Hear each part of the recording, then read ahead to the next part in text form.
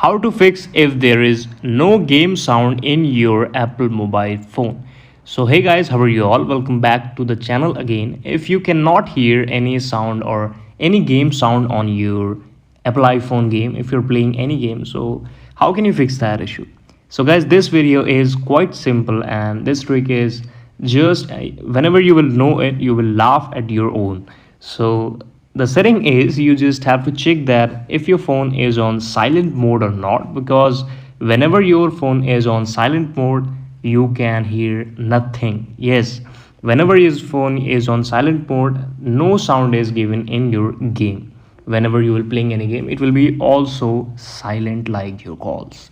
After that, the second step is to check it like this. If it is in silent mode, just switch it off from your silent or alert button on the left top body of your phone. This is the video. Thank you so much for watching it. If you have any question, any query, or any type of confusion regarding any topic, so just drop that topic into the comment section. Thank you so much for watching this video. Please subscribe the channel if you like, and we will meet again with next and the best video with all of you.